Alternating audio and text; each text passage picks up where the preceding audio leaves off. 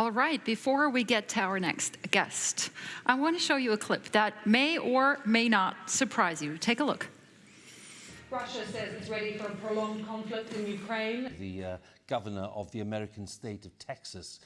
The cost of living in the UK is rising. Russia has warned that the entry of Finland and Sweden. Monkeypox has now been detected in 3 more countries. Now it's been exactly 3 months since Russia invaded Ukraine. Record-breaking heat waves in northwest India and Pakistan.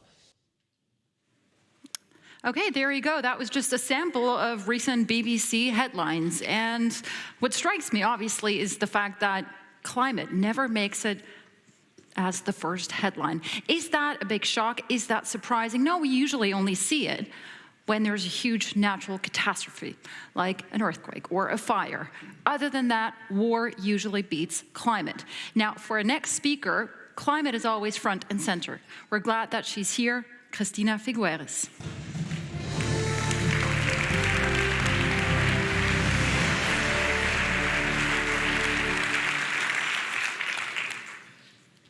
Thank you for being here. Before I let you hold your presentation, just a quick question to you. I mean, as you were watching these headlines, do you feel like there's a competition between the headlines that we're seeing right now, or is it okay that war takes precedence over the climate crisis right now? I think it's important to understand that war is actually quite related, because that entire war has been financed through the purchase of fossil fuels. All of us who purchase fossil fuels still have actually paid for the disaster in Ukraine. So it's not about getting the headlines, it's about understanding the interlinkages. And you will tell us more about how to make climate change personal. Thank you so much. Thank you.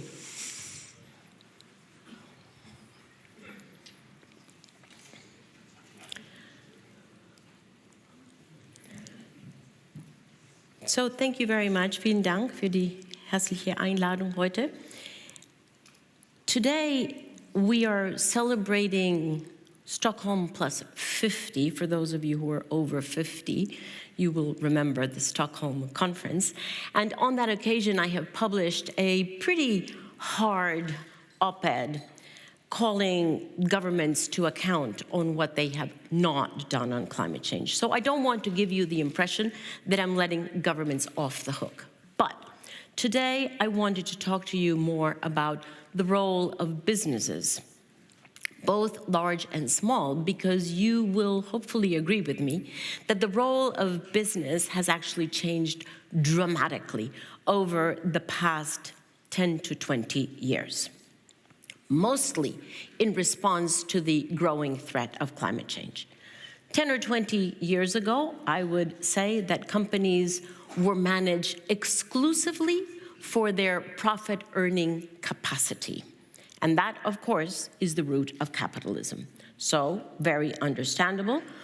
But what I would like to note is that 10 or 20 years ago, it was inconceivable that businesses would ever take a leadership role on broad economic stability, let alone anything that could be considered a societal good.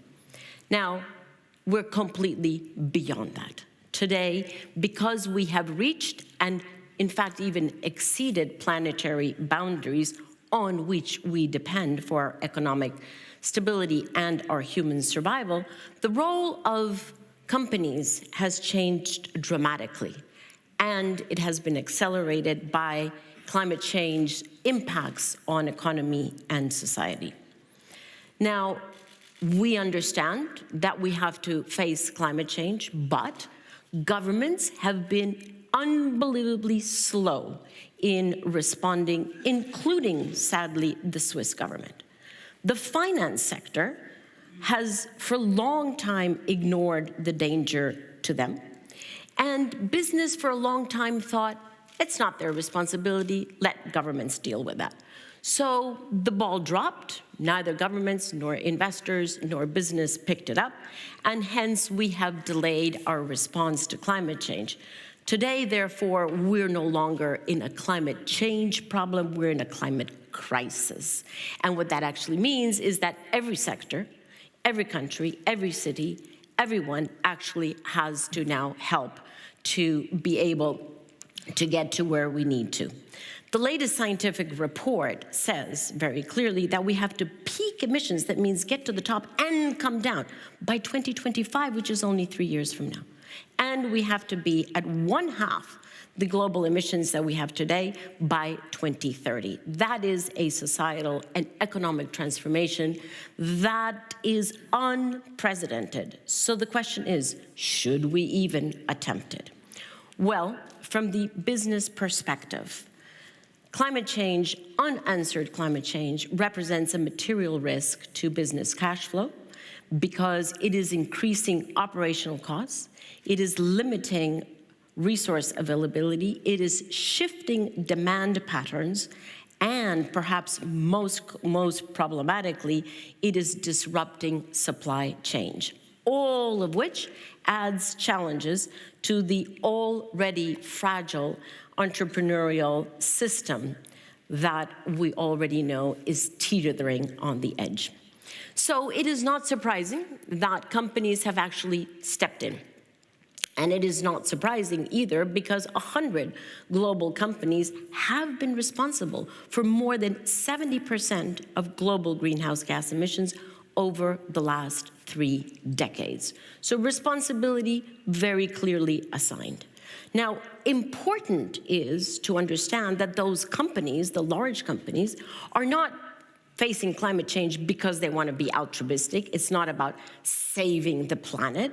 It's because both their investors and the corporate executives are much more aware today of the risks of climate change, and they are committed to their own transformation in order to safeguard their business continuity and also to begin to harvest the opportunities that have become evident with a low-carbon economy. So this context gives a new approach to climate change, which is private sector actually partnering with government and giving rise to a new capitalism that is known in some contexts as stakeholder capitalism, where private and public sectors are actually tackling together social and environmental challenges, and of course, in addition to income. So we have people, planet, and profit being understood by most forward-leaning businesses to be all on the same bottom line and interacting with each other. So today, if you are a large company, you will clearly be asked to measure, reduce, and report your emissions, and that because your investors will be requiring that from you. Today, we have 450 institutional investors that together manage $130 trillion, all of whom have decided that they're going to go to net zero by 2050, which means they're going to be putting pressure on the companies that they're invested in. And that doesn't even begin to consider that if you are a large company, you want to attract the best talent, and you can only do that if you're showing your environmental responsibility. If you are an SME, and most companies in Switzerland are, if you are customer-facing, you will have noticed that there is an increasing tolerance, which actually means less tolerance, for irresponsible corporate behaviors on the part of society and certainly on the part of your customers. I would argue that customer loyalty is increasingly being determined by the environmental credentials of every company.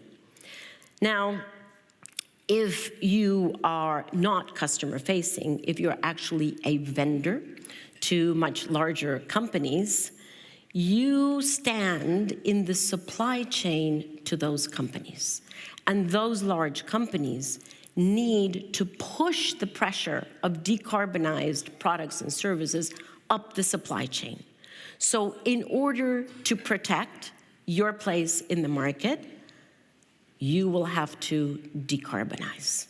70% of emissions, actually between 70 and 80% of emissions, are typically passed on to the larger companies from those who stand up in their supply chain. But the company is responsible, the final company, the one that faces the consumers, is finally responsible for those emissions, for measuring and reporting. Hence, they are already pushing that pressure up to all of the smaller companies that stand in their supply chain. So, are there benefits to the transition to low or no carbon? Definitely, because you will reduce your costs by managing your resources more efficiently. You will be able to manage your business risk and build much more resilient business, which is exactly what we need to do in this incredibly turbulent economy that we're all experiencing, where only having one anchor makes us incredibly fragile, and we need to be as resilient to what is coming at us as possible. And I would argue you will gain competitive advantage because the request to be environmentally responsible is growing every day. So now we have more than 1,000 companies that together sum up to $23 trillion, who have already committed to having their emission reductions be in line with the Paris Agreement, which means zero net emissions by 2050 or before. And I share with you that we have more than 350 companies, most of whom are small companies, that have actually decided 2050 is too late. It is too irresponsible. It does not protect business interests, and it certainly doesn't protect society. So those 350 companies have actually pulled the future into the present, and they have committed to being net zero by 2040, which is 10 years ahead of the Paris Agreement. Those companies are part of something that was started by Amazon. It's called the Climate Pledge. And it was started by Amazon because Amazon buys mostly from small companies, and Amazon is under pressure to be at net zero. So, as I mentioned, they are pushing the pressure up the supply chain and inviting all of those who supply to them to be net zero by 2040, something that is difficult to do, but if you do it collectively with your peers, in fact, even with your vendors and your customers, it is much easier because you learn from each other. So let me conclude by saying that there is no doubt, and I hope your experience matches it, that societal and environmental leadership is now a core function of business, although it wasn't so 10 to 20 years ago. Even before regulation reaches you, and I know that in Switzerland it will still take a while, I must say customers are increasingly expecting environmental leadership. Employees are beginning to demand it, and perhaps much more importantly, your descendants deserve your environmental leadership and responsibility. So, in addition to all the reasons from a sheerly business perspective to take on your environmental and social leadership as part of the new economy, in addition to the business reasons, think of your children and your descendants, their descendants, and make your environmental leadership a personal matter for you. Make sure that you can answer to your children, what did you do? The answer should always be, I did everything that I needed to. Thanks.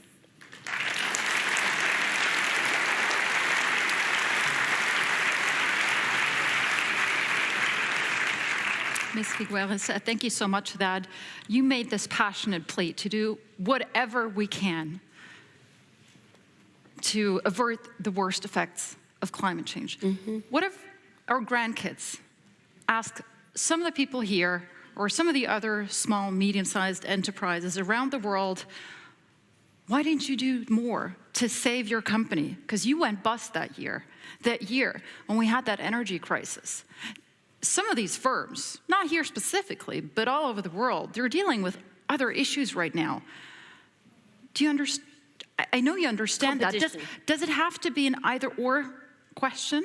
Well, what to invest in? It cannot be an either-or question, right? We can't, and business people know this, you can't just plan for the short term and then hope that the long term is going to take care of itself. We definitely know that the long term is not taking care of itself.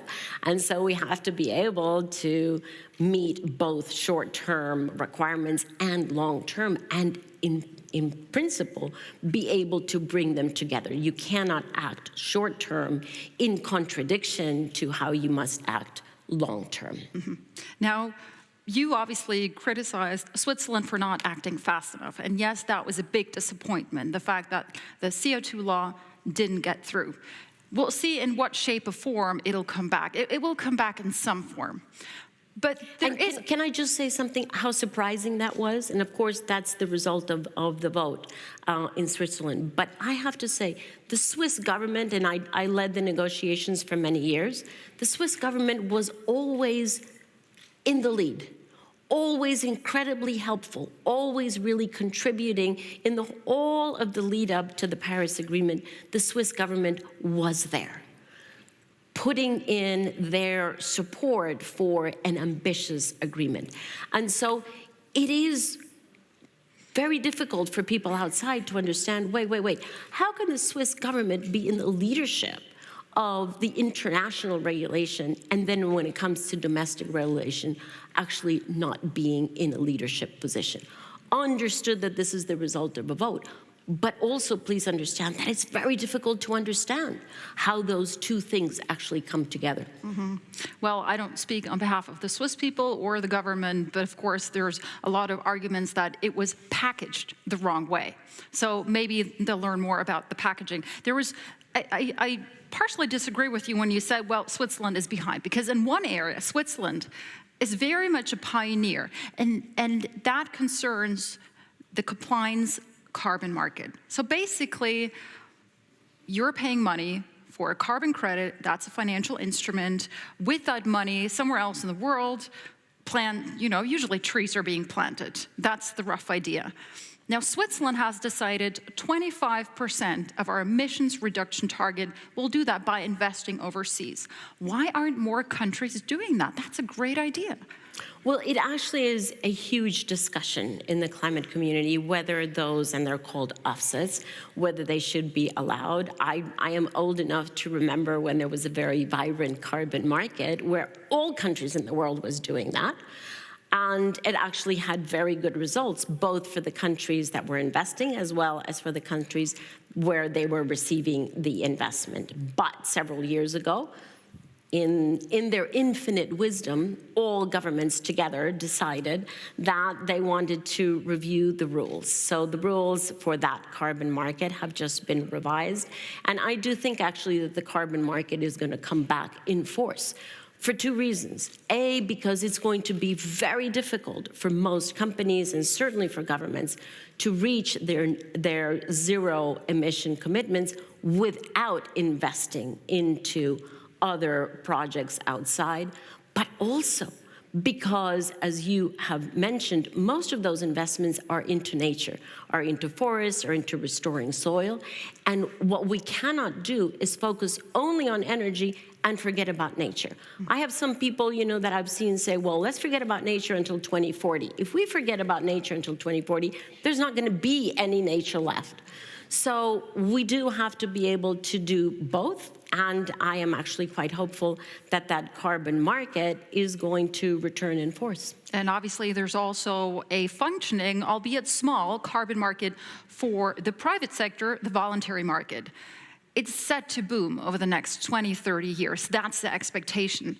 Is that a viable way forward for some of the companies that find it really hard to reduce their footprint even further? Because basically you're just paying money to absolve yourself of the responsibility. No, you're not absolving yourself. No, well, first of all, the EU has the most vibrant carbon market that is fully regulated and continues to operate. Those countries that are outside of the EU do have the option to do voluntary emissions. And you're not paying to absolve.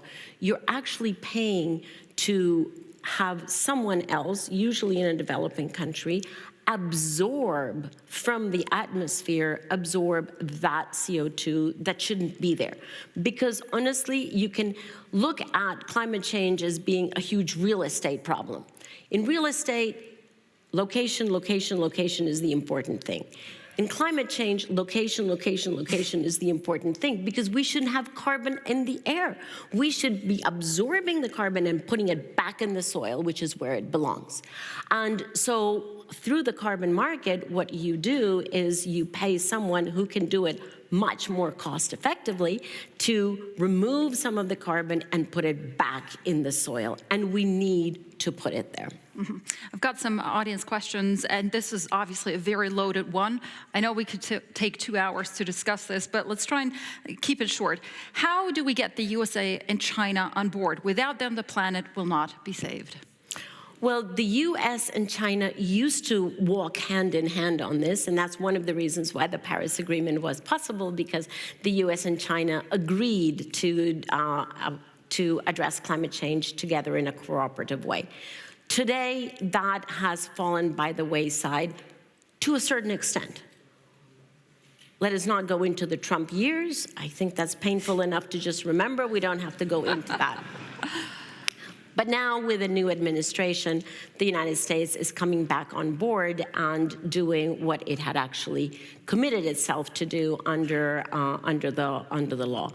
China is a very interesting case, because China has actually, from a domestic point of view, they have invested more into wind technology, more into solar panel technology, more into electrified and green hydrogen vehicles, and more into battery technology and charging technology than the rest of the world put together. They are completely in the lead on their own investments, because they know from a domestic perspective that it is in their interest to move toward all of those technologies that are going to have most demand in the future. The problem with China is that it continues to finance, and this is China government, they continue to finance the use of coal in other countries. Why? Because they're cutting down on coal in their own country, and they need to give a market to those coal companies. So they're financing coal, sending their own industry to actually be active on coal in other countries. That is the main problem with China. It's not what they're doing domestically, it's what they're trying to export. Christina, a final question to you. Basically, these are 2 or 3 questions from the audience here, and I think I'll just encapsulate it in the one. Do you really think capitalism and saving our climate is compatible? Absolutely. I have no doubt about that. And many people say, you know, we have to invent another economic system that is not capitalism. Okay, good luck with that, but it's not going to happen by 2030. So, you know, fine to be thinking ahead. Capitalism, if you understand that the new capitalism, and that's why I was speaking to it, is actually people, planet, and profit all together. And if you understand that those are actually mutually beneficial targets and can support each other, then yes, then capital can address climate change. And to be honest, we would not be able to do it without capitalism or without the private sector. Last year, the huge push forward was actually from the finance sector. I am hoping that this year, the huge push forward is actually going to be from the corporate sector. Mm-hmm. You speak of the finance sector. Can I just touch on that very briefly? Last week, huge outcry in the sustainable finance market. The head of, I think, responsible investment and responsible investing for Kirk HSBC. Stewart. Yes, yes. My best you friend. don't like him. So he's no longer with HSBC Asset Management. Let's tell the audience why. He basically said investors should not worry about climate change risks. The financial risks from climate change are overblown. And he actually said this, who cares if Miami is 6 meters underwater in 100 years? He was suspended. He's no longer in the job. Indeed. And you think that's good? I mean, my point is, he never denied climate change. He just said the financial risks stemming from it are not as huge as we thought. Well, Should actually, we have a voice? Actually, in that speech, he actually made 47 statements that are completely wrong and have been answered by many people in the media. What I think is interesting is, how did HSBC respond to that? Well, they fired him. Well, that's the beginning of the story. The continuation of the story is very similar to Volkswagen. Does everybody remember how Volkswagen was caught with their emissions scandal and then had absolutely no other option but to go from where they were to being the leaders of electrifying vehicles because they were caught red-handed? Same thing with HSBC.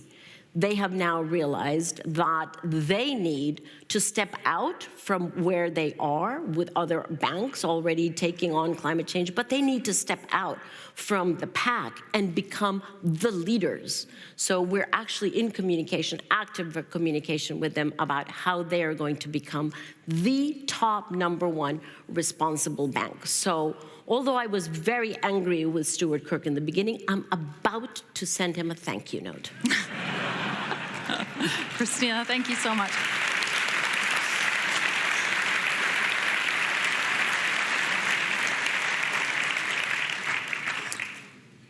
Thank you so much. And now it's time for world-class journalism once again. Thank you.